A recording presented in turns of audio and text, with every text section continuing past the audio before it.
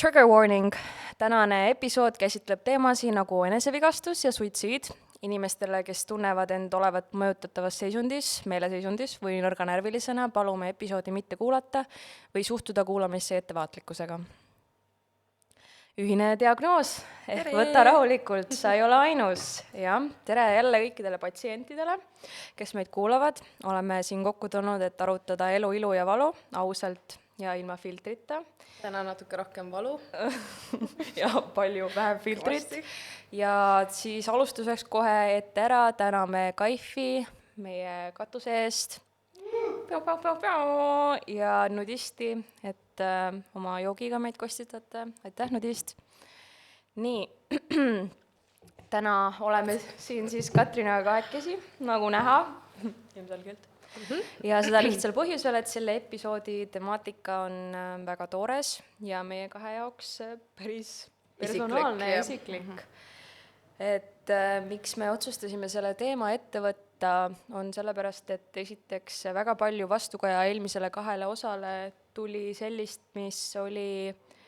hästi üllatavalt personaalne ja võib-olla isegi nagu üllatavamalt selline, ma ei ütleks, et kurb, aga hästi palju olid inimesi, kes kirjutasid tegelikult, kui raske neil on olnud, millega nad võidelnud on. Ja võib-olla me isegi, kuna me nii süviti ei sukeldunud oma asjadesse tegelikult nendes 2 esimeses episoodis, siis ma isegi olin üllatunud, et inimesed juba reageerisid nii tugevalt ja nii toorelt ja nii ausalt. Ma just mõtlesingi, et mis siis veel nagu pärast tänast episoodi juhtuma hakkab, et eelmine kord me olime suhteliselt nagu enda mõistes sellised PG-13, jah. Aga seega ei ole meie soov, nagu miks me seda episoodi teeme, et me ei taha, et kedagi reageerima saada või kuidagi kedagi triggerida, sellepärast ka see trigger warning siia ette, et see ei ole meie missioon, pigem on meie missioon lihtsalt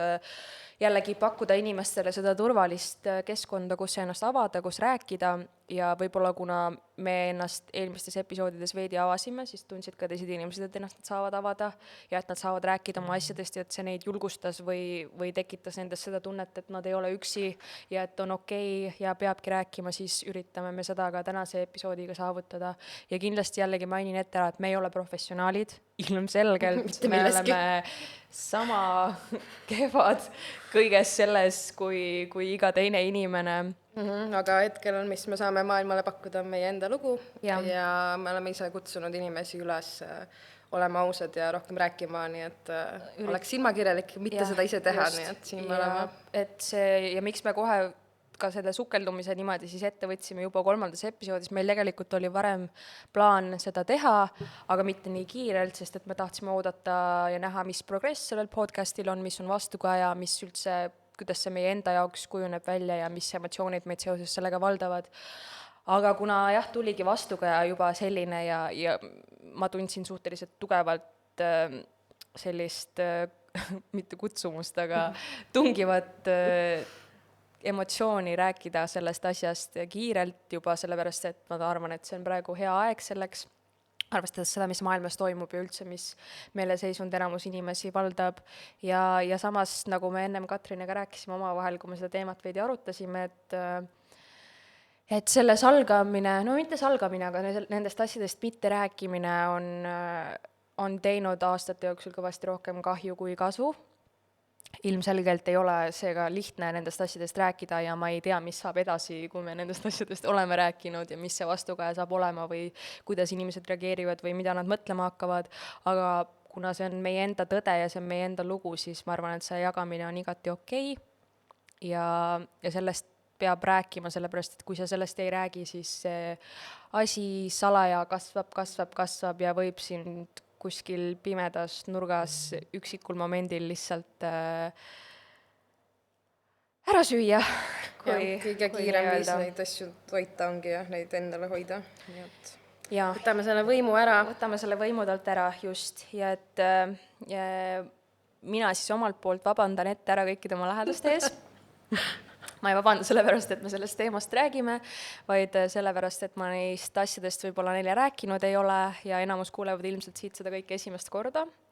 Üksikud inimesed teavad, aga enamus inimesed ei tea, mitte et nad peaksidki teadma, aga see on minu enda valik olnud mitte rääkida. Keegi ei ole süüdi, et nad ei tea, nii et ärge tundke ennast süüdi, kui peaksite tundma. Ja nüüd siis kuulete. Jah, minul on väga ebastabiilne mälu, nii et aju ka, aga mälu, nii et ma ei tea, kellele ma olen rääkinud ja kellele mitte, aga ka lihtsalt toonitan, et see on minu elu, see on minu lugu ja see on minu valik, kuidas ma nendest asjadest räägin või kas räägin ja enjoy. Ja kust me siis otsa lahti teeme algusest, et ma autos minu meelest küsisin sult ka ennem, aga siis ma ütlesin ka, et jätame selle meie mõlema jaoks, et me kuuleme seda storyt nagu mõlema suust võib-olla esimest korda, et meil on endal ka võib-olla üllatusmomente või et jooksvalt vaatame siis, kuidas see hakkab kulmineeruma kõik siin. Aga et kus siis alguse sai minu jaoks asi. Huvitaval kombel ma ei mäleta, et ma oleks nagu lapsepõlves olnud meeletult kurb laps, aga ma mäletan, et ma olin väga-väga emotsionaalne laps ja ma olin väga tundlik laps ja võib-olla juba noorena ei väljendunud minu nagu tunded just sellises formaadis väljapoole, nii nagu ma neid sisemiselt tundsin, ehk siis kui ma näiteks olin kurb või õnnetu, siis tihtipeale minus väljendus see nagu agressiooni või vihana või närvilisusena või nagu, et ma läksin endast välja või mis iganes on ju. Aga et ma olin väga tundlik laps ja ma olin hästi selline dramaatiline laps, ma võtsin kõike jällegi mitte näiliselt südamesse, aga tegelikult sisimas hästi südamesse ja et mul oli nagu väga keeruline toime tulla oma emotsioonidega, sest ma mäletangi, et ma mäletan neid momente, kus ma tundsin hästi palju ja siis ma ei saanud aru, kuidas seda väljendada või kuidas üldse, mis peale hakata nagu kõikide nende emotsioonidega. Ja minu esimene mälestus, selline konkreetne, väga toores pilt on, ma ei mäleta täpselt, vana ma olin, aga ma eeldan, et ma pidin olema 5 või 6 siis ilmselt, ma nüüd ei ole kindel, sest et see on suht ikkagi hägune, aga mäletan, et ma oskasin tollal juba kirjutada. Ja sorry, oma ema ees nüüd ka, ma ei taha sind üldse panna kuidagi tanki, aga jah, et ma ütlen, alustaks ka ära, et minu lugu on nagu seotud rohkem minu endaga kui see, et keegi mulle midagi, tol ajal lapsena, keegi ei teinud mulle midagi ja selles suhtes, et see ei ole seotud sellega, ma ütlengi, et see kõik algas minust endast ja need asjad olid minus endas sees olemas nii-öelda juba ammu enne kõike. Aga mäletangi, et meil oli mingisugune suurem tüli ja ma olin juba lapsena hästi selline, et ma võtsin kõike hästi nagu südamesse, ehk siis oligi, minuga oli ilmselt nagu keeruline, et nagu mulle võis ka öelda mingi pisema asja ja juba see oli minu enda jaoks mingi mega suure plaava. Ja meil oligi vist emaga mingisugune suurem tüli ja mäletan, et ma läksin oma tuppa ja mul oli tol ajal oma toas garderoobikapp, oli selline seina külge ehitatud, siuke nurgakapp, kus oli siis siuke toru, kus olid need riidepuud ja asjad kõik peal. Ja see oli siuke seina sees niimoodi küljes ja ma mäletan, et ma võtsin tol ajal, ma käisin iluvõimlemas, mul oli paks hüppenöör selline, need hästi paksud, mitte need kummist peenikesed, vaid need nagu rope type köie, need hüppenöörid ja ma mäletan, et ma olin mul kees kõik nii räigelt ja ma tundsin täpselt seda, et meil oli minu jaoks nii suur, tema jaoks ilmselt mitte midagi hullu on ju, lihtsalt ema ja laps ikka tülitsevad, aga minu jaoks nii suur tüli ja nii suur emotsioon, et ma mõtlesin, et ma ei saa hakkama nende tunnetega, et ma lihtsalt, ma ei oska seda olukorda kuidagi vastu võtta, ma ei oska midagi peale hakata, ma tunnen ennast praegu nii halvasti, nii kurva ja vihasena, et ma ei tea üldse, kas see läheb üle, ilmselgelt, laps ei mõistagi üldse aega ega seda perspektiivi, et asjad ilmselgelt lähevad üle ja lihtsalt lase olla. Aga ma mäletan, ma läksin nii endast välja, ma läksin oma tuppa. Mul tol ajal palju possessioneid ei olnud, aga mul oli väike ehtekarp, mille ma ei mäleta, kes mulle kinkinud oli, aga mäletan, et mul oli isa kingitud kuldkaelakee seal ja ma kirjutasin oma tolleaegsele parimale sõbrannale, lapsepõlve sõbrannale, nii-öelda siis oma silmist testamendi, kus ma jätsin talle selle ehtekarbi ja kuldkaelakee ja ma mõtlesin ka oma peas, kirjutasin selle valmis ja mõtlesin, et kuidas ma nüüd selle hüppenööri, selle köie panen sinna üles toru külge kinni ja kuidas ma ennast siis üles poon seal.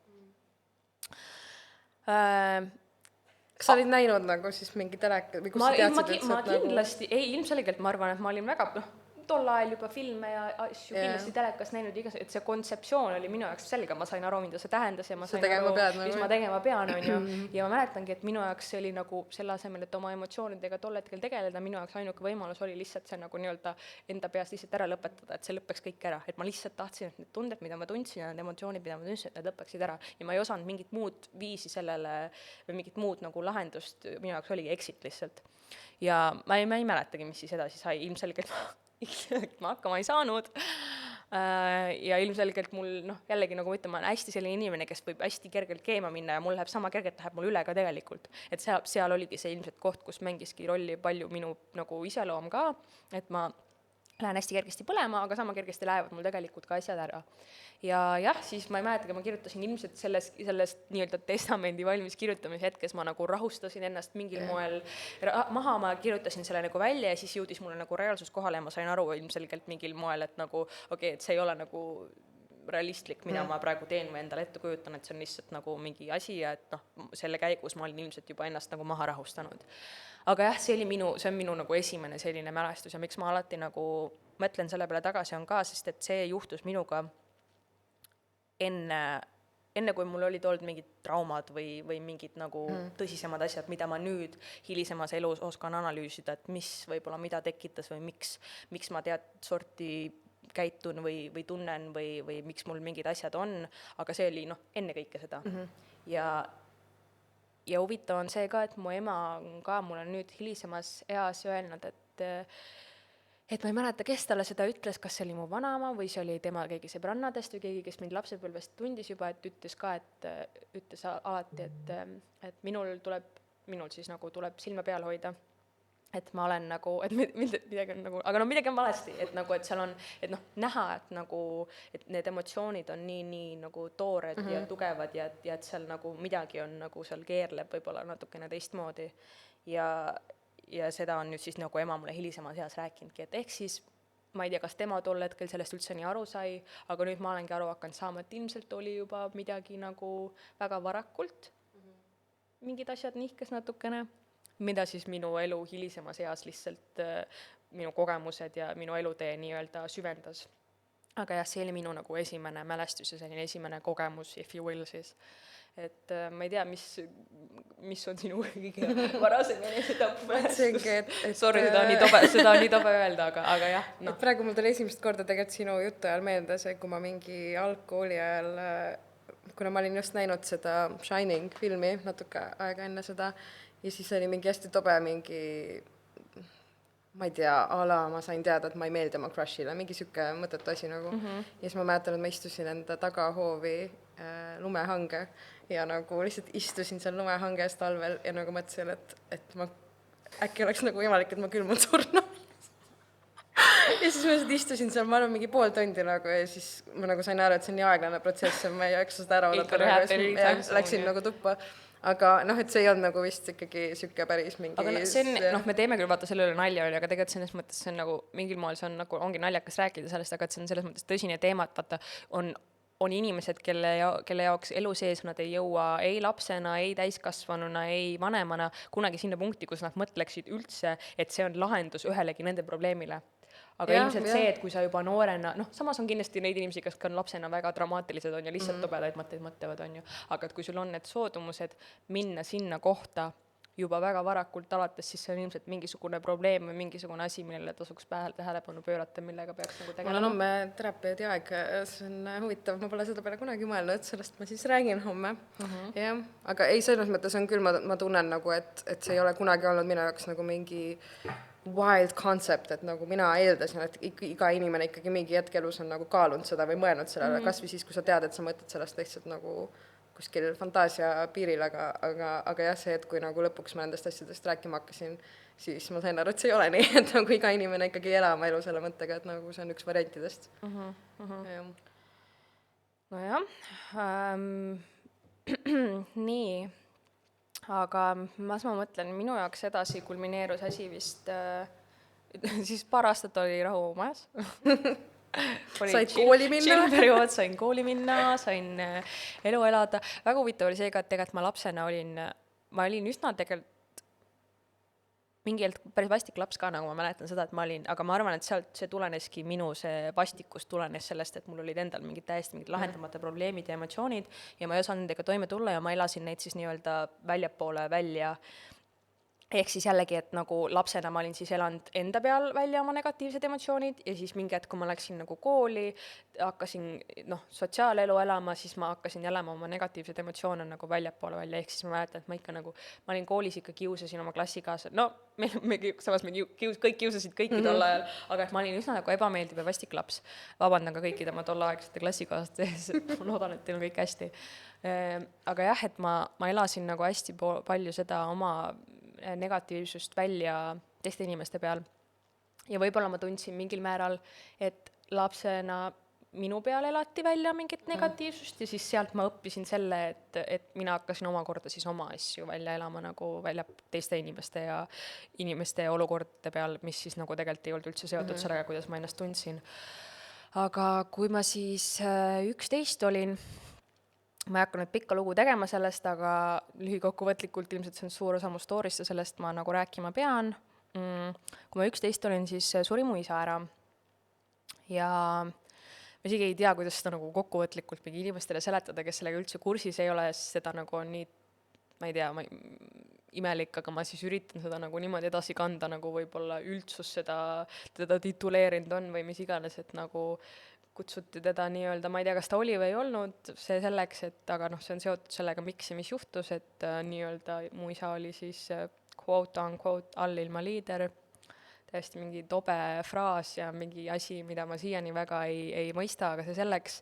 Ja mis temaga siis juhtus oli, et ta lasti kodu ees maha, oma ukse ees, siis korteri ukse ees või tähendab kortermaja ukse ees. Ja ma olin 11 siis ja see oli minu jaoks päris raske. et ma mäletan, et sekundiga oli mult nagu kõik, mida ma teadsin, kõik, mida ma olin nagu kindlana arvanud olevat oma elus, oli mul ära võetud. Nii noorelt surma üldse nagu seda kontsepti mõista oli, ma sain sellest väga hästi aru, aga ma nagu see oligi võib-olla kurb, et kuna ma olin ise nii noorelt enda jaoks nagu selle asja selgeks teinud, siis nagu see, et see minuga veel sinna otsa tagatipuks juhtus, tähendas nagu veel enam muutis mind teadlikumaks nagu üldse kaotusest ja surmast ja mida see kõik tähendab ja nagu mis sellega kaasneb. Ja ma mäletan, et kuna ma olin 11 ja ma siiani mõtlen selle peale, et nii noores eas tegelikult üldse oma emotsioonide nagu kontrollimine või suunamine tegelikult ei peaks tulema nagu 11-aastasena, sa peaksid ikkagi olema suhteliselt selline, et nii nagu torust tuleb, aga ma mäletan, et minu reaktsioon oli siis kõik alla suruda. Ma mäletan, et ma läksin juba mingi paar päeva hiljem kooli, käitusin nii nagu, ma olin täiesti, ma üritasin lihtsalt kõik endas alla suruda, et nagu ma ei tahtnud oma mingit nõrkusi mitte kellelegi näidata, ma ei tahtnud, et keegi teaks, et see mind kuidagi mõjutab, ma tundsin häbi oma emotsioonide pärast, ma tundsin, et nagu nüüd ma pean nagu olema nagu see, mis mu isa oli, nagu see tugev kaitsja ja nagu siuke võitmatu ja nagu, et mul ei saa keegi liiga ega midagi teha. Ja ma mäletan, et ma ei saanud isegi sellel momendil päris nagu hästi endal, mul ei tekkinud seda aru saama, et ma sain aru, et ta ei olnud enam, aga nagu kuna ma surusin kõik nii endas alla, siis ma isegi ei nagu tegelenud läbi sellega, et aru saada sellest, millest ma just olin kõigest ilma jäänud, et ma lihtsalt surusin selle alla ja olin mingi, et davai, nüüd on kõik ja et nagu ja ma ei mõtle, ei tegele, ei saa aru ja mäletan, et sealt algaski mul peale see, et mul hakkasid tekkima, kuna ma ei nii palju emotsioone endas alla surunud, siis mul hakkasid tulema välja nagu, sa saad ainult nii palju asju alla suruda, kuni need hakkavad sul lihtsalt nagu välja plahvatama, on ju. Et ma mäletan, mul olid igasugused vihapursked, sellised momendid, kus mul läks silm eest, mul läks nii mustaks, ma lõhkusin oma mingid telekaid ära, arvuteid üritasin ära, niimoodi ma mäletan, mu ema lõpuks ütles, et ma ei saa sul mitte midagi osta, et sulle jõud kõik asjad ära, see puhtalt lihtsalt sellepärast, et mul oli nii tugev mingisugune raev sees ja mul ei olnud oma seda raeva mitte kuhugi suunata ka, sellepärast, et ilmselgelt ma olin ju vihane tegelikult sellepärast, mis juhtunud oli, aga mul ei olnud kedagi süüdistada. Ma ei osanud seda kuhugi jällegi suunata ja ma siis selle suunasin endasse ja siis suundasin nendel hetkedel, kui see vihamust välja tuli ka nagu väljapoole, on ju. ja jah, sealt alates ma mäletangi, et ma nagu õppisingi ära lihtsalt selle, et kõik, mis minuga toimus, oli nagu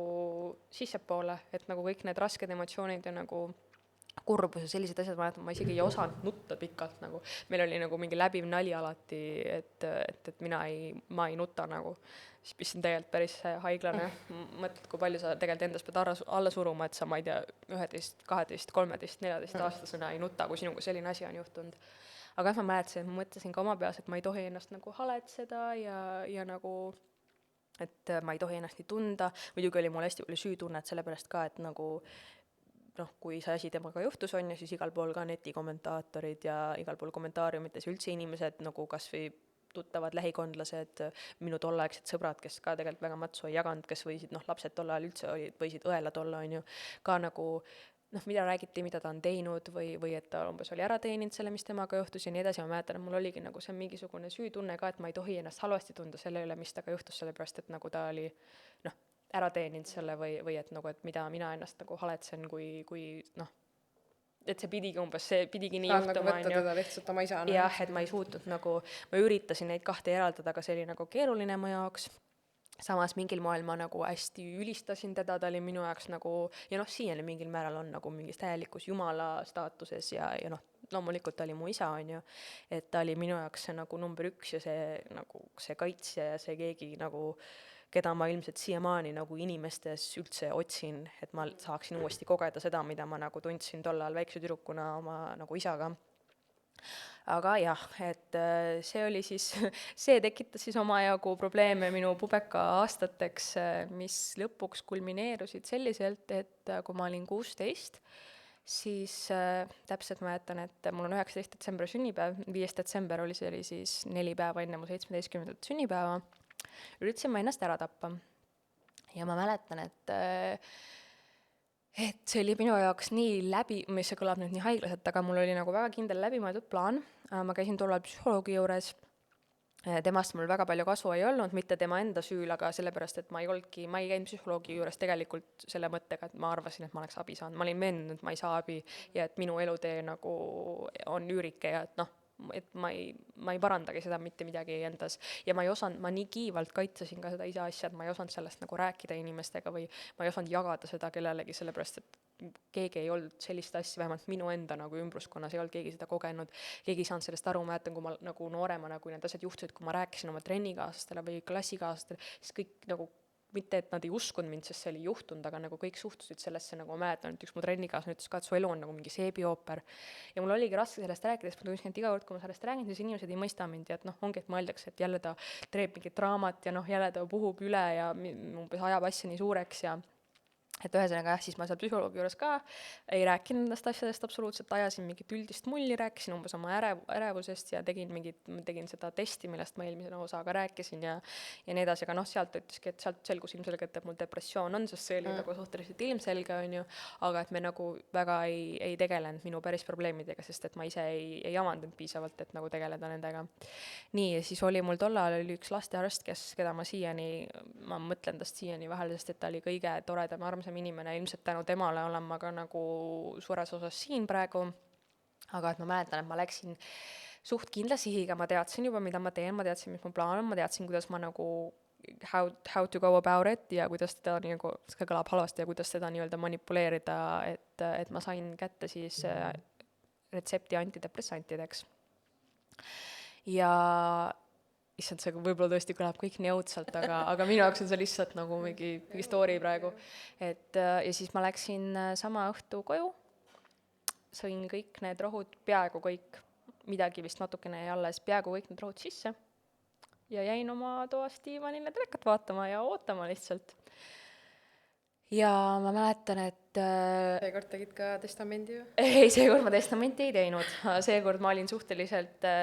lähenesin sellele väga toorelt ja kalkuleeritult ja ma ei mõelnud nagu väga kellegi teise peale, kui peale selle lihtsalt, et ma tahtsin, et kõik ära lõpeks. Ja ma mäletan, et üks hetk mu ema tuli tuppa ja sai aru, et ma olen nagu natukene käitun imelikult. No emade intuitsioon ikka. Ja sai aru, et ma olen imelik. ja siis nägi mu aknalaua peal seda tabletikarpi või tähendab seda tableti seda pakendit ja vaatas sinna sisse ja nägi siis, et sealt oli mingi vähemalt 3/4 rohtudest ära söödud. Ja mu ema oli päris kuri mu peal. Ja mis siis järgnes, loomulikult tema kutsus kiirabi, miks sa teed seda, mis asja, bla, bla, bla, nii edasi, on ju. Ja mis siis juhtus, oli väga huvitav, sest et tuli kiirabi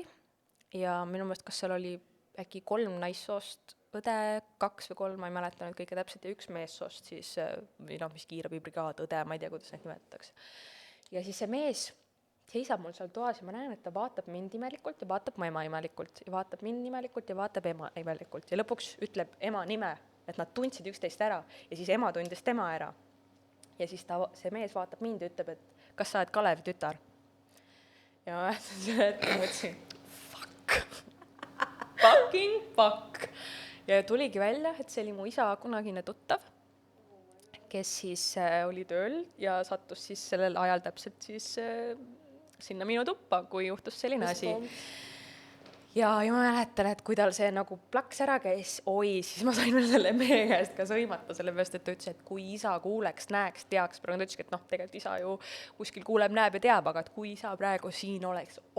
kus sa saaksid selle kõige eest, et mis asja, mida sa korraldad, mida sa teed. Ja ma mäletan, et nagu, aga kohati, ja see on minu suhtumine olnud ka hilisemas elus. Minu jaoks ma mõtlesin oma peast seda niimoodi, et mul oli mingisugune viha ka isa peale, et nagu, et miks sa panid ennast sellesse olukorda, kus sinuga juhtus nii ja mina pidin nüüd nagu, sind ei ole ja mina pean nüüd tegelema selle kõigega ja mina pean tegelema sellega, et sind ei ole, ma pean tegelema sellega, et kes sa olid, mida sa tegid, ma pean tegelema sellega, et mul ei ole elu lõpuni isa, et mul ei saa kunagi olema, et ma olen ilma nendest kõikidest asjadest ja minu elu on nüüd igaveseks nagu muudetud selle pärast ja mäletan, et mul oligi trots ta vastu ja mõtlesingi, et näed, paras, et ma teengi sulle tagasi, et sind ei ole, aga vaata, mis nüüd saab ja ma mõtlengi, et noh, ma olen alati uskunud nagu sellesse hinged ja energiat ja nii-öelda life beyond death ja kõik asjad ja ma mõtlesingi, et oma peas, et nagu, et noh, et ma hakkan nüüd trotsima teda, et nagu vaata, mis saab siis, et nagu vaatame, mis sa teha saad siis sealt kaugelt, et kui sa siin oleksid, siis võib-olla asjad ei oleks nii, aga näed, sind ei ole, et mis, noh, what you gonna do about it, bitch? Kui kaugele minna saad? Ja siis jah, mind viidi haiglasse, tehti maoloputus, need 2 tädi, kes mulle maoloputus tegid, olid nii kurjad õigusega, nagu neil oli põhjust ja õigust kuri olla mu peale, aga ma mäletan, et ma olin nii nagu out of it, et minu jaoks see kõik oli kohati nagu isegi naljakas või ma nagu olin nagu täiesti mingis teises dimensioonis. Ja siis järgmine hommik viidi mind otse bussiga Seevaldisse, vaeti psühhiaatrihaiglasse kinni panna, mis ei ole üldse naljakas, tegelikult kohati on ja kohati ei olnud, sest see, et kui ma seal olin ja sain aru, et see arst tahab mind reaalselt kinni panna, nad panid mulle juba voodit valmis, siis mul hakkas paanikast, et ma olin mingi davai, et nüüd ma olengi mingi hullumaja patsient ja mis nüüd saab, on ju. Ja siis ma mäletan, et mu ema tuli sinna ja ta algul rääkis arstiga niimoodi, et mulle tundus, et ta lasebki mind panna siia kinni ja siis lõpuks ta ütles nagu selle arsti jutu peale, et oot, et mis asja, et ma ei lase mu tütart kinni panna. See ei ole nagu, ei, et ma viin ta koju ja ongi kõik. Ja siis ma mäletan, ütlesid mu emale ka, et nagu, et noh, et sinu omal vastutusel. Et ise tead, et kui ta näiteks aknast alla hüppab paari päeva pärast, et siis oled sina süüdi nagu, ja mõtle, nii, kui fucking haige sellist asja öelda kellelegi. Ja ma nagu mõtlen siiani selle peale, et kui nagu jõhker see võis olla mu ema jaoks ja kui tugev tegelikult mu ema on, et kui keegi ütleb sulle sellist asja, et see on sinu vastutusel nüüd, et kui ta ennast ära tapab, siis oled sina süüdi. No niigi, emadel on nagu... Ja ma mäletan see hetkel, ma mõtlesin ka, et nagu, et kes, ainus inimene, kes selles, mida mina teen süüdi on, olen mina nagu, et see ei ole mitte kellegi teise õlgadel. Aga jah, siis me läksimegi koju ja mäletan, et mu ema oli kõigest sellest emotsionaalselt nii väsinud, et ta tuli lihtsalt minu tuppa ja minu voodisse, no ilmselgelt, kuna mul oli üledoos olnud, siis nagu ma sain küll maoloputus, aga ma olin ikka, mul olid veel rohud pikka aega süsteemis ja see võttis väga aega, ma olin väga siuke luupi ja imelik ja nagu, aga nagu ma selles mõttes ma adusin, mis toimub, ja ma nägin, kui emotsionaalselt läbi mu ema oli omadega, ta tuligi lihtsalt minu voodisse ja jäi mu kõrvale lihtsalt magama, ja siis ma mäletangi, mina ise magada ei saanud, sest et noh, rohtudest ma olin nii nagu amped up. Ja siis ma mäletangi, ma lihtsalt vaatasin, kuidas ta magas mu kõrvale ja mõtlesin, et nagu, oh my god. Life's like a movie. Et mis nüüd just juhtunud on ja mõtlesin oma peas, et wow, what the fuck. Et aga jah, siis ma mäletan ka, et ma tol ajal nagu üritasin seda selgitada emale, et ma üritasin teda kogu aeg lohutada, et ma ei tee rohkem, on ju, et minu jaoks oli nagu mingi teemoni väljasaamine või et ma tegin ära ja et nüüd ma saan aru, et ma tegelikult ei taha seda, et nagu, et kuna mul see kogemus on olnud, siis mul on mingi perspektiiv ja ma saan aru, et ma tegelikult ei taha ära surra, et ma lihtsalt tahan nagu paremaks saada, et ma lihtsalt ei taha ennast edasi tunda nii, nagu ma olin tundnud, on ju. Ja jah, see oli, ütleme nii, et tol hetkel ka ma rääkisin ainult oma tolleaegsele boyfriendile sellest ja võib-olla mingi paar üksikut, mina vist isegi oma sõpradele ei rääkinud, mu vist boyfriend rääkis tol hetkel vist mingile 1 või 2 sõbrale, ma ei mäletagi, mingi olude sunnil nagu mingi olukord oli ja siis ta pidi nagu natukene midagi rääkima. Aga jah, ma nagu ka mäletan, et mu kool teadis sellest ainult ja põhimõtteliselt vist oligi kõik. Sest et mina ise olin nagu, minu jaoks oli see jälle, mis ma olin teinud isa asjaga, nii, nüüd on kõik, surume alla ja liigume edasi, et nagu davai, minek edasi, nüüd oli ära ja act like it never happened ja kõik on chill ja kõik on hästi. Aga siis me läksimegi selle sama arsti juurde, kes mulle tegelikult need rohud välja kirjutas, aga tema oli väga nagu instrumentaalne selles, et selgitada mu emale nagu, sest et mu ema ei saanud aru. Ja noh, see psühholoog, kelle juures ma käisin, tema ka ei saanud aru, ta isegi ei teadnud põhimõtteliselt mitte midagi, on ju. Aga siis ma mäletan, et see arst seletas, see lastearst seletas mu emale nagu väga ilusti selgeks, et mida üldse depressioon tähendab, et depressioon, isegi kui inimene tahab paremaks saada, et ta ei oska selles momendis, tal puudub tahe üldse midagi teha, et paremaks saada, et ta ei, sellest fungist on nii võimatu välja saada või et see ütleski, et ta pakkus välja lihtsalt, et keskkonna muutust ja et noh, mingid asjad peavad lihtsalt muutuma, et muidu mul samamoodi jätkates pikka pidu ei ole, on ju, ma jõuan tagasi samasse punkti. Ja siis oligi, siis ma sain 17 päeva hiljem ja põhimõtteliselt suht kohe üürisime mulle endale, ma üürisin korteri, kolisin välja kodust, hakkasin tööl käima, vahetasin kooli ja noh, need olidki siis need asjad, mis aitasid mul nagu edasi liikuda, et mul nii palju muutusi ja siis mul olid uued asjad juba, millele fookuseerida ja ma tundsin, et mul tekkisid vaikselt jälle mingid põhjused nii-öelda elamiseks, siis ütleme nii, et mul oli nagu miski, millega tegeleda ja mingi suund, kuhu poole nagu liikuda jälle, mis tekitas minust seda tunnet, et ma nagu tahan olla edasi elus ja. Et aga räägi sina. Ma praegu mõtlesin lihtsalt sellest, et nagu see aeg, kui ma sind teadsin, on ju, me olime paralleelklassi,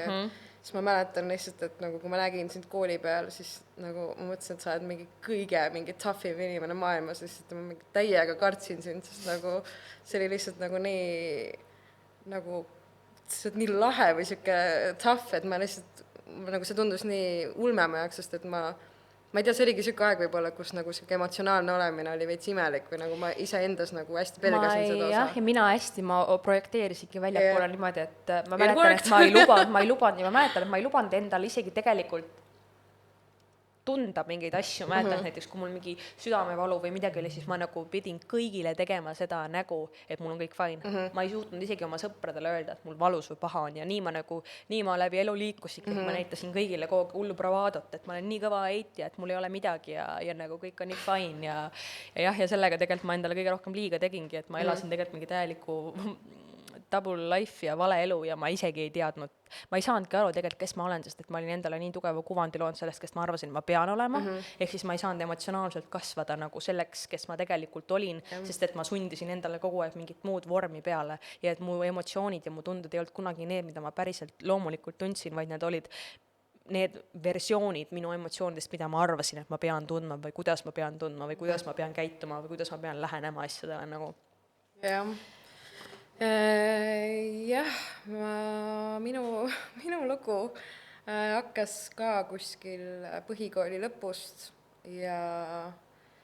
nagu hakkaski kuidagi, no igast asjad juhtusid, mulle vanemad lahutasid ja siis koolid ja vahetasin koole, vahetasin sõpru, kõik see teismelise hea asi nagu, et sealt hakkas see kuidagi nagu idanema ja kuidagi jah, see nagu lahutus mõjus mulle täpselt niimoodi, et kui see toimus, siis ma arvasin, et ma nagu sain hästi hakkama sellega, et ma nagu hullult, ma olin hästi agressiivne, ma mäletan, ja ma nagu I called the shots ja nagu ütlesin, kuidas asjad hakkavad minema ja tundsin ennast nagu hullult tugevalt, aga et siis, kui nagu sellest hakkas aega mööduma, siis hakkas nagu kohale jõudma, et täitsa nagu kaitsemehhanismid liid sisse on ju. Täpselt, aga siis oli umbes nii palju aega möödunud, et nagu möödus, et just kui ma oleks pidanud üle saama sellest juba ja kuidagi kuidagi see tunne, et see juhtub kõikidega niikuinii, et see ei ole nagu mingi minu eraldi probleem ja nii edasi, ja siis ma arvan, hakkas pihta nagu see allasurumine täpselt samamoodi, et nagu ma mäletan, ma pidasin päevikuid sel hetkel, mis ma nüüd lugesin nagu üle selle osa pärast, see on lihtsalt ajuvaba, mis seal toimub, nagu reaalselt kogu maailma valu on lihtsalt nagu kogu aeg minu õlul ja ma lihtsalt kirjutasin ennast seal tühjaks, aga ma mäletan, et järgmine päev ma läksin kooli ja nagu olin see mingi Joker of the gang ja mis iganes on ju, et nagu lihtsalt see topeltelu nagu. Mul oli ka see, et mul oli see public persona oli ka see, et ma olen alati oma sõbragruppides olnud the funny friend nagu ja see ongi ka olnud minu Achilleuse kand on see, et ma lähen keskkondadesse, kus ma tegelikult peaksin rääkima ja ausalt olema, siis ma hakkan mingit performance'it tegema ja ma hakkan nagu nalja viskama. No ongi coping mechanism on huumor mul alati olnud, aga samas see on ka nagu mulle haiget teinud, sellepärast et siis ma ei oskagi ennast välja võtta sellest klouni rollist, isegi kui mul on raske, siis ma olen sad clown ikka edasi. Täpselt. Ja siis oli ka sellel põhikooli lõpus, gümnaasiumi alguses oli esimene kogemus psühholoogiga ka, mis oli suht mõttetu, sest et kuhu me jõudsime oli see, et ta arvas, et ma peaks tulema ära muusikakoolist ja kuna ma niikuinii olin veits laisk teismeline sellel ajal, siis ma olingi mingi davai, ma tulen muusikakoolist ära. Et see nagu lahendab kõik probleemid, see ei lahendanud mitte ühtegi probleemi, siis oli gümnaasium, mis oli nagu täpselt selline aeg, kus nagu ma juba tundsin, et ma ei saa kellegagi rääkida nendest asjadest, sest ei perega ega ka nagu enamuste sõpradega, sest kuidagi eriti võib-olla siis nagu pere poolt oli nagu selline tunne, et kogu minu perekond on pidanud olema nagu põlvkondi hästi tugev ja neil ei ole kellelgi, ma arvan, olnud nagu luba jutuvärkides kogeda depressiooni või olla depressioonis, kuigi ma arvan, et paljud nagu on võib-olla selles olnud ja kogenud seda, et siis tekkis juba see tunne, et ma ei saa seda öelda, sest mul on katus pea kohal, mul on need asjad olemas ja tundus kuidagi õigustamata ja siis ma ei rääkinud enam perega üldse nendest asjadest. Ja siis pärast gümnaasiumit korraks oli hästi õnnelik aeg, ma käisin üksinda reisimas, hääletasin ringi Euroopa peal, see oli väga tore ja siis tulin tagasi ja siis hakkas siuke no man's land nagu, et kus ma ei teadnud, mis ma tahan eluga teha ja siis sain ka nagu aru kuidagi, et need nagu valud asjad on nagu kuidagi röövinud mult ära mingid oskused nagu inimestega connect ida, kui nagu see kõlab loogiliselt. Ja siis oli nagu siuke aasta, kus ma lihtsalt nagu keskendusin põhimõtteliselt ainult sellele, et mitte tunda neid tundeid, et ma käisin hästi palju pidudel, ma jõin väga palju, ma lihtsalt olin kogu aeg nagu, ma ei tahtnud mõelda nendele asjadele ja siis see aasta nagu siis ma olin ikkagi, siis ma läksin ülikooli, esimene aasta ülikoolis. Ja selle ülikooli alguses ma nagu tundsingi, et kuigi mulle täiega meeldis seal, see oli nii tore, mul oli nii toredad inimesed ja kõik ümber, siis ma tundsin nagu, et see ei ole seda väärt, et iga hetk, kus ma olen iseendaga, siis ma ei taha tegelikult olemas olla. Ja ma tundsin, et ma ei saa kellegagi rääkida sellest, sest et kõik ütlevad, et mul peaks kõik korras olema, et depressioon on, ma ei tea, rikaste inimeste haigus ja selliseid asju palju kuulsin ja siis ma mäletan et ma otsustasin nagu ära selle ülikooli aasta alguses, et siis selle aasta augustis ma tapan ära ennast, et kui paremaks ei lähe. Hästi selline, mulle meeldib igast to-do-liste ja plaane teha ja siis nagu läks sinna, ma mäletan, ma reaalselt panin nagu augusti peale kalendris, et küsimärk, mulle meeldib graafikust kinni pidada. Täpselt. Ja siis ma mõtlesingi veel, et kurat, ma loodan, et suvel nagu midagi ägedat ei juhtu. Mingi festival tuleb sinna samasse läheb nagu käest ära. Pean ümber plaanima oma plaanid. Ja siis läkski nii, et siis ma sulle just rääkisin ka seda enne, aga ma arvan, et selle võiks ära mainida, et siis juhtus siuke asi ka, et üks pidu ma siis nagu rääkisin sellest purjus peaga inimestele, jagasin nagu esimest korda seda päris plaani, mida ma ei olnud nagu kellelegi kunagi rääkinud. Ja siis tegin seda purjus peaga, siis pidu lõppes ära, järgmine päev ja siis järgmine päev ma siis leidsin ühe sõbranna telefoni sealt pealt, mida me koristasime, kus siis tulid sõnumid mu sõbrannadelt, kus nad siis rääkisid minust ja sellest käitumisest seal peol, et kuidas ma olen tähelepanu näljas ja kui naeruväärselt ma käitusin ja siis ma mäletan, et see oli küll see, et kus nagu ma mõtlesin, et miks inimesed ütlevad, et räägi nagu, see on nagu, see oli kõige hullem tunne, sest et mitte ainult ei tundnud, et mitte ainult ei tundnud ma nagu, et metsikut reetmist, aga ma tundsin ka, et ma tahan selle kohe ära teha, et tõestada neile, et plus, nagu mul on tõsi taga. See osa põhjust ilmselt, miks sa varjanud oled ka ongi see, et see on sinu enda mingi süütunne ka, mis paneb sind varjama, et sa ei peakski tundma nii või see, ja siis teised inimesed nagu väliselt veel valideerivad seda ja siis sa tunned ennast nagu veel kordades hullemini, nii on ju. Või see, et kui ma kulgesin ka seda, et ta teeb seda tähelepanu pärast, siis nagu minu jaoks nagu see kõlas, ma üldse vihkan, kui inimesed ütlevad, et enesetapust räägitakse või seda tehakse tähelepanust, sest nagu jah, nagu ma tahangi ju, et nagu mina ei saa sellest olukorrast välja ilma abita, nagu, et te peategi mind aitama, vaid kui ma tulen su juurde ja räägin sellest, siis nagu see ongi sellepärast, et nagu ma olen otsustanud, et sa oled usaldusväärne ja ma palungi abi, on ju. Vot minul on näiteks täpselt teistmoodi, et miks ma ei räägi, on sellepärast, et ma ei tahagi,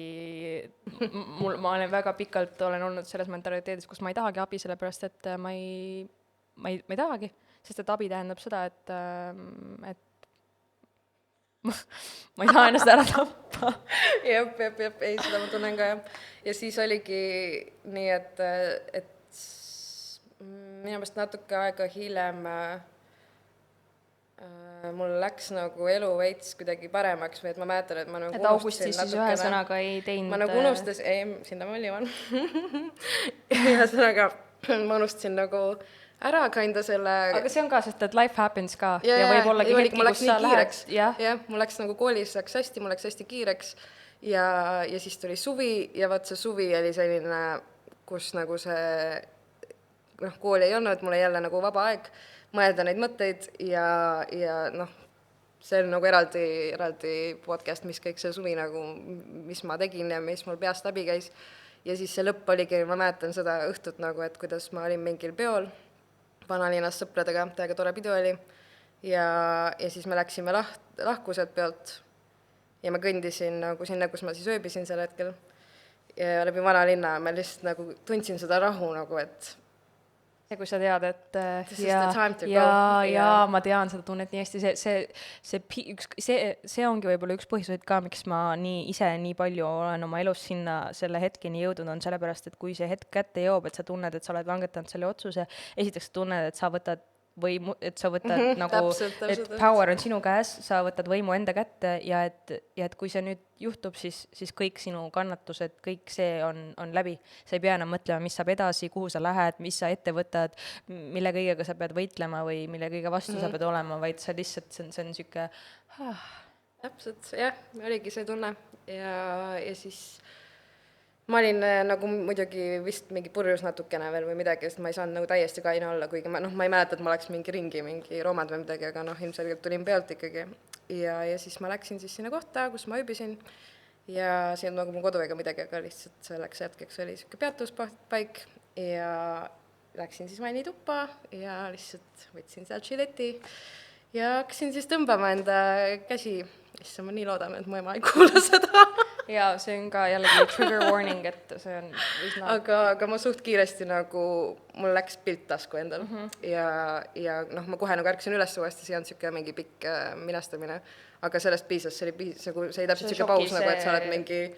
Vastu vahtimist oleks... Parem lähen magama lihtsalt ära nagu ja siis sidusin kokku ja läksin magama ja siis naljakas asi oli see, et ma olin selle sama õhtul kaotanud oma telefoni ära ja siis mul järgmine hommik pidi tulema isa järgi, me pidime minema kuskile midagi tegema ja siis ma ei tea, kas ma helistasin talle lauatelefon, äkki oli sellel ajal isegi, helistasin sealt talle, ta tuli järgi, siis ma istusin autosse ja siis ma hakkasin lihtsalt täiega nutma, nagu ma ei ole eriti nagu mingi isa ees nutnud kunagi, aga siis ma lihtsalt istusin ja nutsin ja siis ta küsis, mis juhtus. Ma ütlesin, et mul kadus telefon ära. Scapegoat. Aga nagu nii hea oli nagu tema ees nutta ja siis mul oli vaja nutta, aga siis ta nagu ise oli ka mingi, okei, aga see on ju ainult telefon, vaata, et nagu kõik on korras, ma mingi ja siis nagu, aga selles mõttes see muutis kõike see õhtu, sest ma nagu tõesti tundsin, et see on nagu minu elu ja kui ma ei ole nagu proovinud kõike, et siis ei ole mõtet veel minna, nagu, et ma pean proovima. Ja siis ma hakkasin nagu, sealt hakkas see saaga pihta kõik võimalikud erinevad terapeudid, psühholoogid, asjad, ma olen proovinud neid rännakuteraapiaid, mingid kliinilisi variante, kõike ja nagu väga palju lolle ja asju olen kuulnud ja soovitusi ja see oli nagu, see on siiamaani kestnud, aga nagu nüüd ma tunnen tõesti, et mul on nagu loksunud paika kuidagi, et mis töötab mu jaoks, aga ma mäletan, et ülipalju hästi aitas mind selline asi, et üks sõbranna soovitas mulle sellist raamatut nagu How I Stayed Alive When My Brain Was Trying to Kill Me ja see pealkiri oli nagu nii intrigeeriv, et ma kohe lugesin selle läbi ja põhimõtteliselt, mis selle raamatu nagu point on see, et sa peaksid nagu tegema endale, et sa lähenedki sellele hästi nagu me läheneme asjadele plaani kohaselt, et sa põhimõtteliselt teedki endale nagu nimekirja, et nii, ma olen nüüd suitsiidne, mida ma teen, number 1, ma ei tea, joon liitri vett ära lihtsalt, number 2, mingi helistan sellele inimesele, number 3, nii edasi. Ja ma hakkasin endale tegema selliseid asju ja nagu sa üks hetk saad aru, et sa jõuad võib-olla, ja selle asi tähendab, mõte on ka selles, et sul on näiteks 30 asja ja viimane asi ongi, et ma tapan ära ennast, sest ja et kas sa jõuad siis sinna 30 seal on lihtsalt nii palju asju enne vaata, et sa ei jõua sinna mitte kunagi. Ja nagu oligi, et ma endale panin ka neid hullult palju neid asju ja üks hetk ma saingi aru, et ma jään nagu mingi 4.-5. juurde juba pidama, et siit on nagu võimalik ikkagi nagu edasi minna. Et jah, see oli üks hetk, ma lihtsalt ajus nagu käis selle, et ma pean hakkama lihtsalt lähenema sellele, et kui see ongi nagu haigus, mis üritab mind tappa, aga siis mina ei taha tappa. Siis sa pead hakkama ette võtma asja, on ju. Täpselt, jah. See jah, selle enesevigastuse asja koha pealt ka, et kas sa oled seda harrastanud, et mina ise mina ise seda väga kunagi ma mäletan, ma noorena mõtlesin mingit hetkedel, aga mul olid mingid muud viisid, kuidas ma ennast nagu leevendust leidsin, aga siis ma mäletan, et USA-s olles ka mingi hetk mul käis mingi, ja see on väga huvitav, sellepärast, et tavaliselt öeldakse, et üksid asjad tulevad just puberteedi eas nagu väljenduvad, aga minul oli siis, ma olin juba, mingi 21-22, kui mul see välja lõi, et ma tundsingi ennast mingitel hetkedel nii mentaalselt nii siukses, mul kõik ees nii üle, et ainus viis, kuidas mina release'i või leevendust leidsin, oli see, et ma siis lõikasin ennast nagu. Ja ma ei teinud seda palju, sest et ma ikkagi,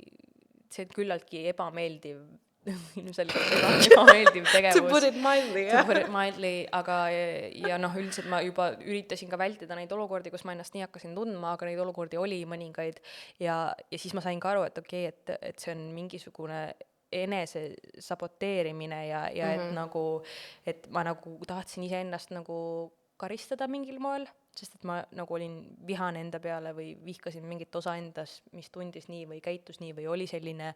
ja samas ka ma nagu otsisin mingit leevendust emotsioonide ja valu jaoks, et ma ei osanud mitte kuidagi muud moodi release'ida jällegi kui lihtsalt nii-öelda endal liiga tehes. Ja ma mäletan, tollal ka mul tekkis juba väga tugevalt see, et ma ei hoolinud üldse oma tervisest, ehk siis ma kogu aeg oli nagu Russian roulette, et nagu kui üle piiri ma suudan alkoholiga panna, kui üle piiri ma suudan muude asjadega panna, kui üle piiri ma suudan üldse nagu, ma ei tea, autoga sõites näiteks, kui palju ma suudan kiirust ületada, enne kui ma tekib potentsiaalselt selline olukord, kus nagu midagi võiks juhtuda. Ma mäletan, mulle kogu aeg nagu, mitte meeldis, aga ma nagu harrastasin neid asju, et see oli minu jaoks mingi pidev, et nagu, et ma päris, see oli nagu step down sellest nagu faasist, aga et see oli seal kuskil vahepeal pendeldas. Ja nagu ma ütlesin, ma ikkagi totsisin konstantselt alateadlikult kogu aeg oma isa sellega nagu, et kui sa kuskil seal oled, siis nagu look at this, vaata. Ja siis ka mingi hetk mul läks endal nii hulluks, et siis lõpuks ma tulingi suur osa põhjusest, miks ma Eestisse tagasi tulin, ma tulin küll algul nagu paariks kuuks puhkama lihtsalt, puhkama iseendas, sest et lõpuks ma sain aru, et see ei ole, ma ei tea, mis saab, on ju. Et see tundus küllaltki hirmus minu jaoks, pluss minu jaoks muutusid asjad väga palju ka siis, kui mul on 4 nooremat venda ja 2 neist on siis väga noored, nagu üks saab nüüd 5 ja teine sai 8 ja nemad siis olid väga noored, vist kõige noorem oli 1,5 ja siis teine oli siis, mis ta nüüd oli, mingi 5, midagi sellist, ühesõnaga, et mul tekkis see mõte esimest korda, et ja nõme tunnistada, et ma olen üsna isekas inimene selles mõttes, aga et mul tekkis esimest korda see mõte, et ma ei taha, et mu väiksed vennad kasvavad üles nii, et nagu, et nad peavad tegelema selle emotsionaalse pagasiga, mida tähendab siis see, et keegi sinu lähedastest ja ehk siis sinu õde on nagu ennast ära tapnud, on ju. Ja et siis, kui ma Eestisse tulin ka ja veel enam, nagu ma ei olnud ma nägin neid väga vähest, ma käisin ainult kord aastas Eestis, kui ma USA-s elasin. Ja siis, kui ma tulin Eestisse tagasi, siis ma nagu nägin neid kogu aeg, sest et ma kolisin algul nagu ema juurde. Ja siis mul tekkiski aina rohkem see, et mul tekkis kogu aeg see süütunne, et nagu ma ei saa seda teha, et ma ei tohi seda teha neile, sellepärast, et nagu siis on minu õlgadel samamoodi nagu minu isa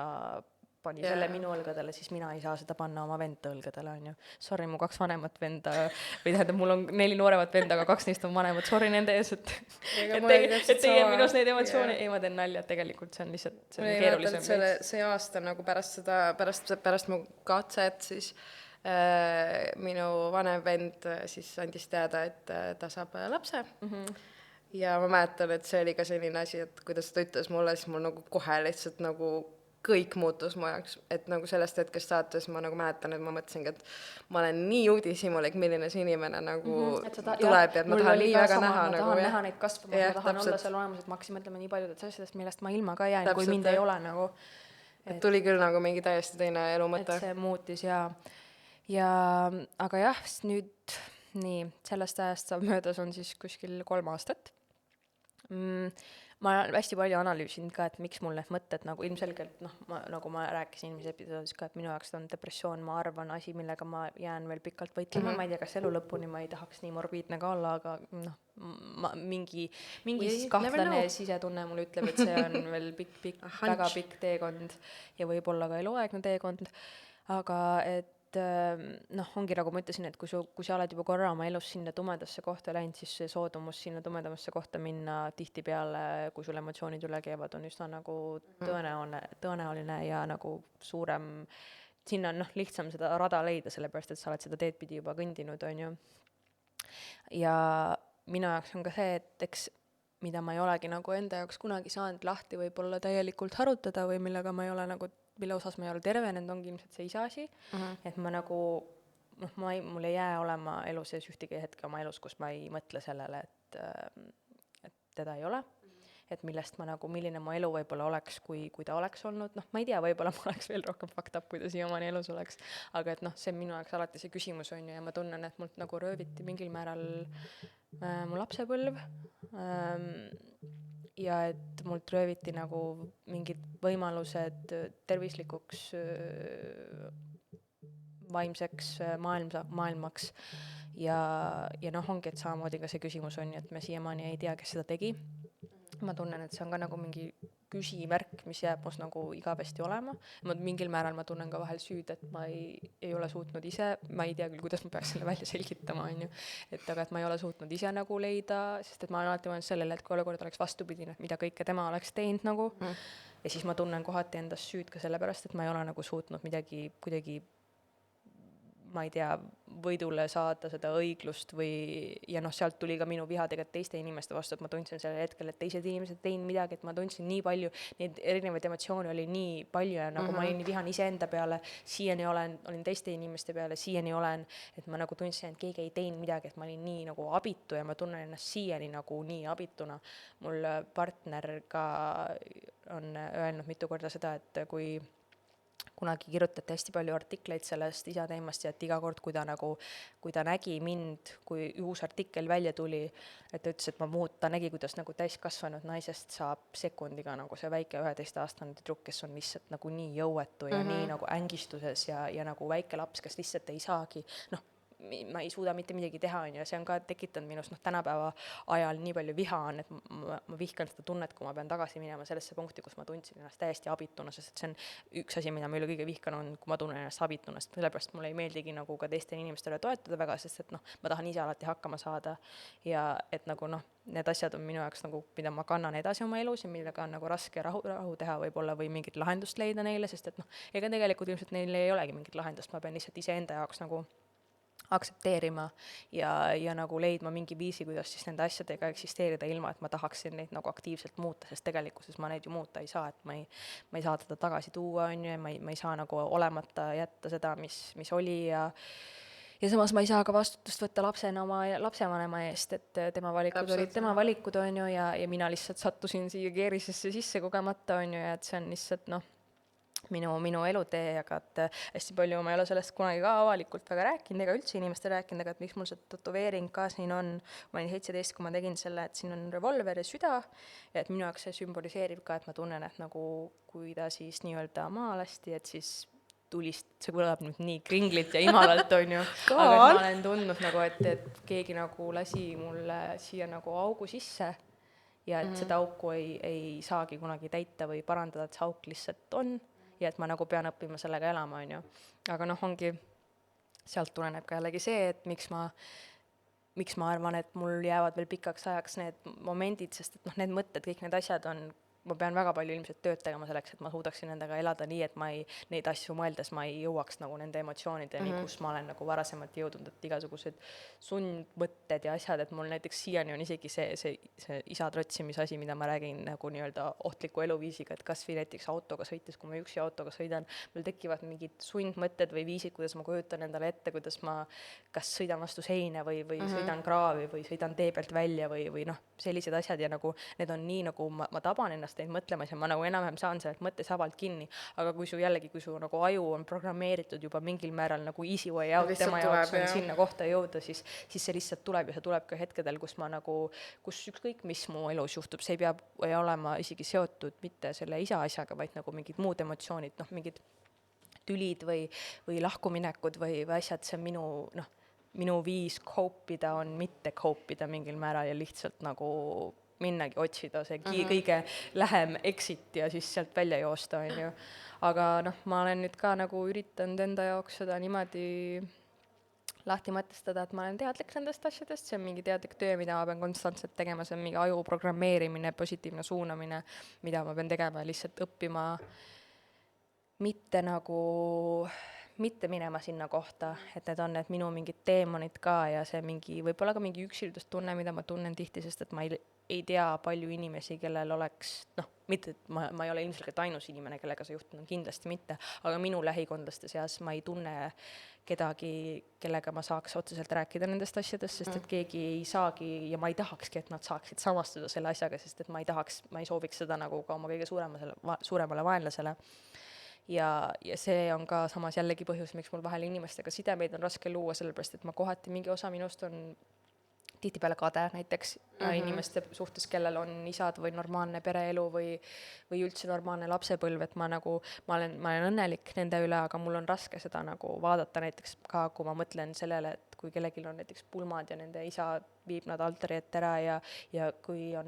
keegi saab lapse ja sellel lapsel on vanaisad ja kõik sellised asjad, need on minu jaoks nagu väga need Constant kohad, kus mul on pidev meeldetuletus, millest ma kõigest nagu ilma jään ja mis mult nagu ära võeti ja ma tunnen ka seda mingil määral, et nagu võib-olla, ma ei tea, see nüüd võib-olla on ju, aga ma tunnen, et minus on mingid teemonid, mida võib-olla oleks ainult isa mõistnud.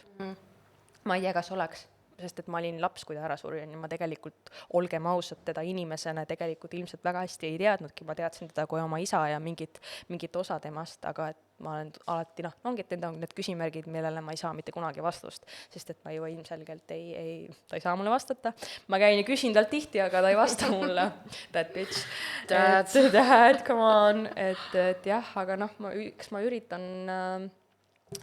nagu ma ütlesingi, et nende asjadega nagu neist teadlik olla ja nagu mitte lasta nendel ennast defineerida, et nagu ma ütlen ka alati,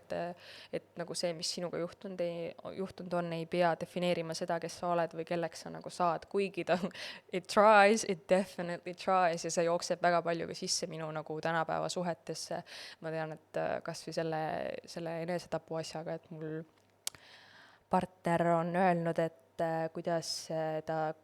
ta peaks või kuidas ta saab armastada inimest või tahta olla koos inimesega, kellest ta ei saa kindel olla, et see inimene nagu siin varsti enam on, et kuidas ma nagu peaksin sind armastama, kui sa iseennast üldse ei armasta. I'm asking myself the same question. Kui ma pidevalt nagu pean mõtlema selle peale, et üks hetk sind ei pruugi enam olla,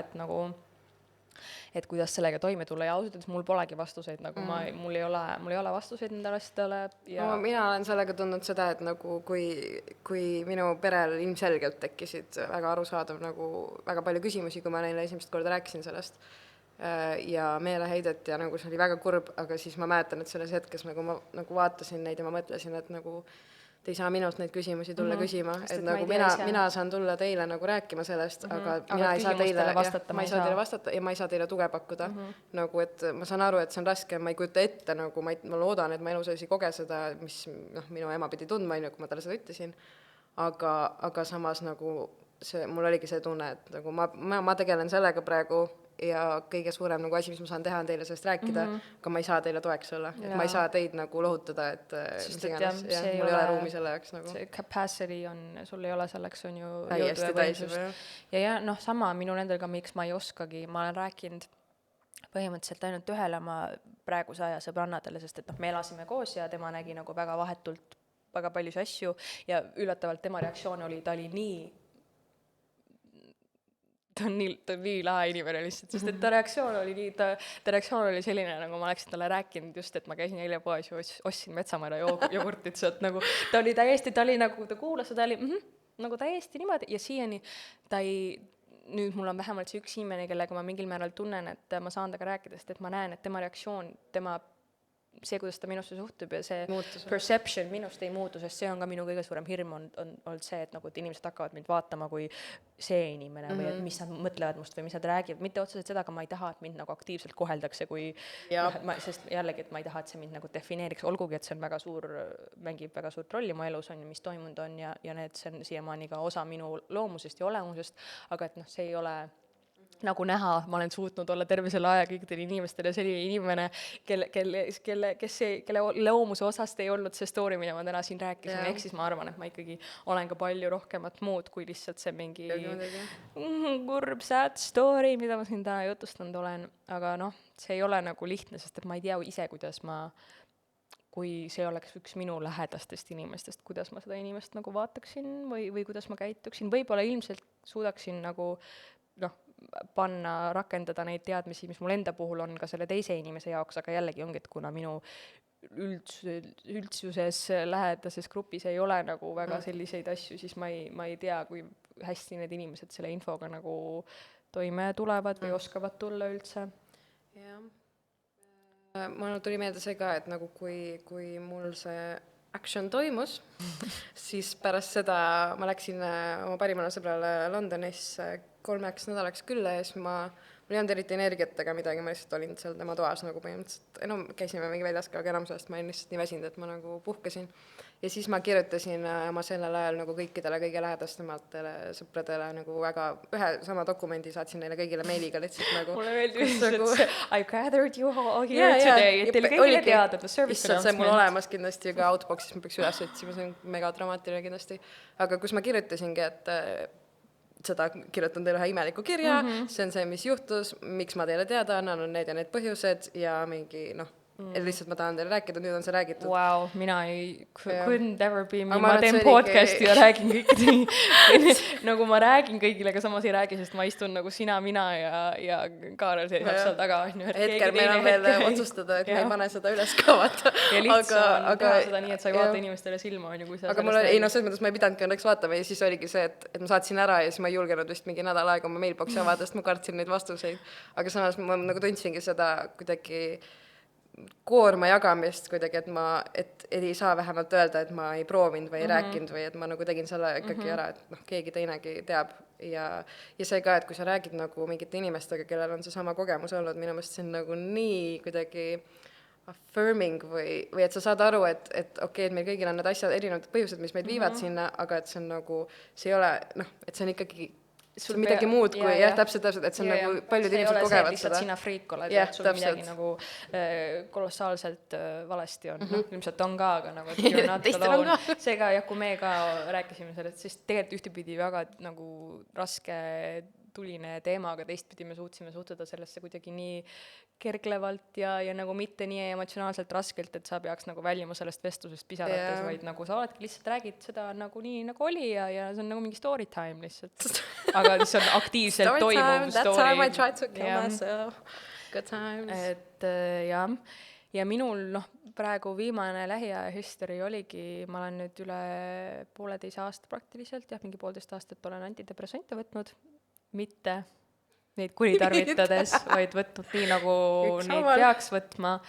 Ja see ka tegelikult oli nii-öelda mingi asja tagajärg, kus ma tundsin üks hetk lihtsalt, et mul hakkas minema jälle väga nagu madalaks seis. ja ma tundsin, et ma ei usalda ennast enam, et nagu et ma mingitel emotsionaalsetel momentitel läksin sinna kohta tagasi, kus mul tekkisid nagu need mõtted ja ma hakkasin mõtlema viise, kuidas seda nagu make that shit happen ja siis ma sain aru, et manifest, aga et siis ma sain aru, et samas seal kõrval tuli kohe ka väga kiirelt üles see teine mina, kes ütles, et nagu ei, et me ei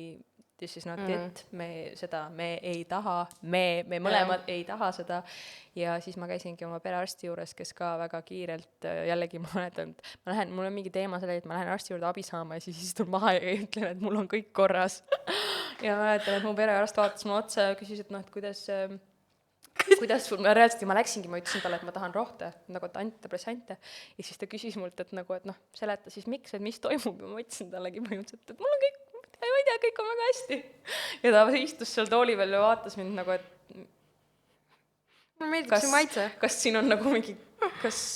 episood, kus tulevad kaamerad tipuvad välja või nagu mis klouni sa siia mängima tulid. Ja ta ka väga läbinägelikult oskas õigeid küsimusi kohe esitada ja paugust jälle nii, et mul nagu täiesti et ma emotsionaalselt olin, mul tekkis see hõre ja siis ma rääkisin nagu mingid asjad, mitte nüüd küll kõike, kui ta peaks kuulma või nägema, siis sorry, I didn't tell you the whole story. Aga selle disclaimeriga panna, et meie enda terapeudid palun ärge kuulake meie episoodi. Ma rääkisin nii palju, kui ma suutsin see moment ja piisavalt, et ta kirjutas mulle rohud ilmselgelt ja siis mäletan ka, et kui ma nagu sain selle rohuretsepti, siis ma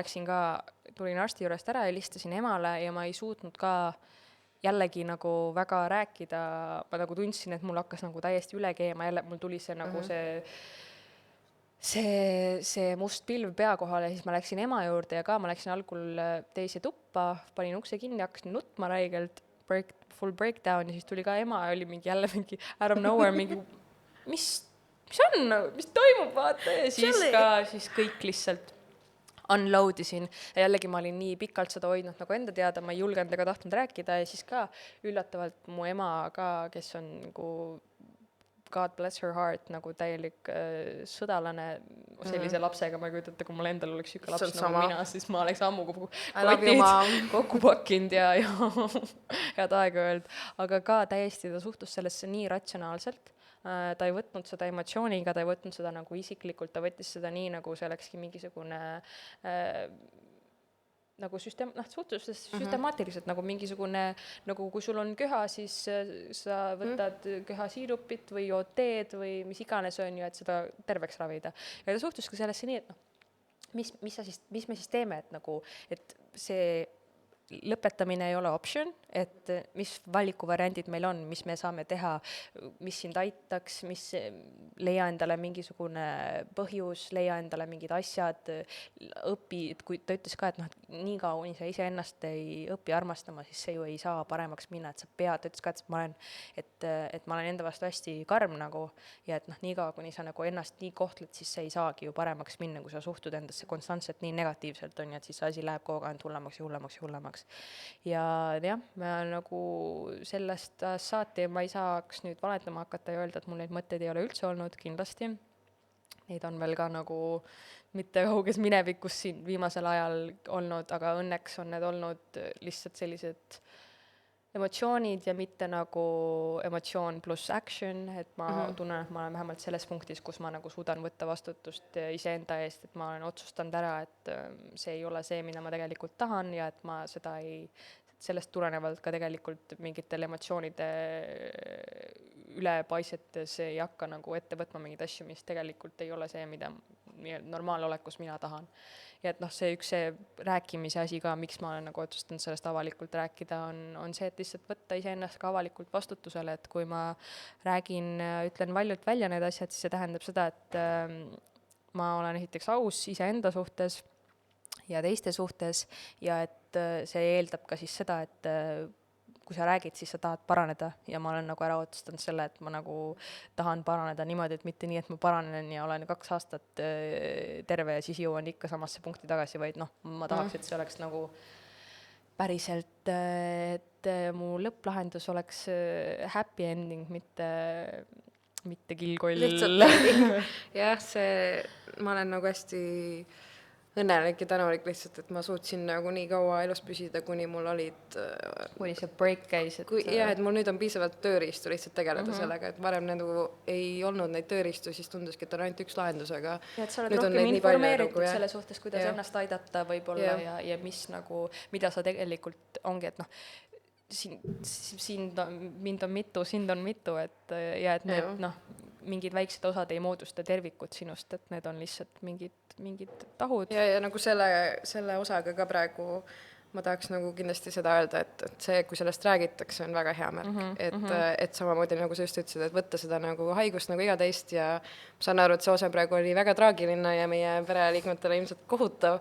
aga see, et me oleme siin ja sellest räägime, on nii hea märk. See on samm edasi ja see on samm kaugemale, kui ma ei ole kunagi, noh, ongi, et ma ei ole kunagi varem nii kaugele suutnud astuda, nii kõrgele suutnud astuda, et ma oleks sellest niimoodi rääkinud, nii et see juba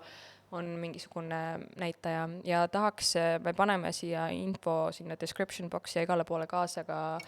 et kriisiliinid ja kohad, kuhu pöörduda, kui te tunnete ennast nii või kui teie lähedane tunneb ennast nii, siis palun rääkige,